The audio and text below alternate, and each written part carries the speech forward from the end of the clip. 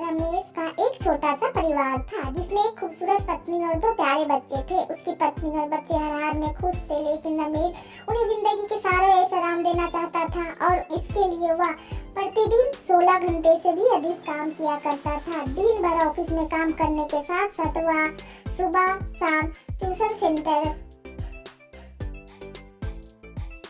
में ट्यूशन भी पढ़ाया करता था। वह सुबह घर से निकल जाता और आधी रात के बाद घर लौटता था। बच्चे के लिए उसका चेहरा देखना मुहाल था, क्योंकि सुबह सवेरे उसके घर से निकलते समय बच्चे सोते रहते और देर रात घर में कदम रखने के पहले ही सो चुके होते।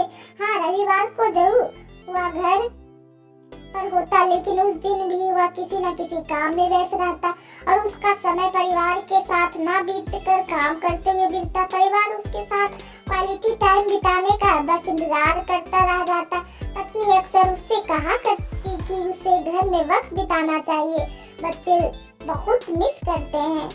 उस वक्त वह यही जवाब देता कि ये सब मैं उनके लिए ही तो कर रहा हूँ। बढ़ते घरेलू खर्च और स्कूल खर्च के लिए मेरा ज्यादा काम करना जरूरी है। मैं उन्हें एक अच्छी जिंदगी देना चाहता हूँ। रमेश की यह दिनचर्या वर्षों जारी रही। वह यूं ही परिवार को अनदेखा कर कड़ी मेहनत करता रहा। इसका प्रतिफल भी उसे मिला। उसे पदोन्नति प्राप्त हुई, आकर्षक वेतन मिलने लगा। परिवार अब बड़े घर में रहने लगा। खाने पीने और अन्य सुविधाओं की उन्हें कोई कमी न रह गई, लेकिन रमेश का यूं ही काम करना जारी रहा। वह अधिक से अधिक पैसे कमाना चाहता था। पत्नी पूछती कि आप पैसे के पीछे क्यों भाग रहे हैं? हमारे पास जो है हम उसमें खुश रह सकते हैं। तो उसका जवाब होता कि मैं तुम्हें और बच्चे को दुनिया जहां की खुशियां देना चाहता हूँ। बस कुछ साल और मुझे मेहनत करने दो। पत्नी चुप हो जाती। 2 साल और बीते। इन 2 सालों में रमेश बामुश्किल अपने परिवार के साथ समय बिता पाया। बच्चे अपने पिता को देखने, उससे बात करने तरस गए। इस बीच एक दिन रमेश की किस्मत खुल गई। उसके दोस्त ने उसे अपने व्यवसाय में हिस्सेदारी की पेशकश की और इस तरह रमेश एक व्यवसायी बन गया। व्यवसाय अच्छा निकला और रमेश को पैसे की कोई कमी नहीं रह गई थी।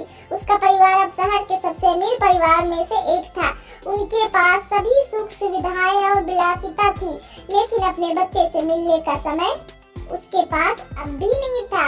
अब तो वह बामुश्किल घर पर रह पाता। उसका अधिकांश समय घर से दूर बिजनेस टूर में बीता। साल गुजरने के साथ उसके बच्चे बड़े हो गए। अब ये चोर अवस्था में पहुंच गए थे। रमेश ने भी इन सालों में इतना पैसा कमा लिया था कि उसकी अगली 5 पीढ़ियां शानदार जीवन जी सकती थी। एक दिन रमेश के परिवार ने छुट्टी बिताने समुद्र तट स्थित अपने घर जाने की योजना बनाई।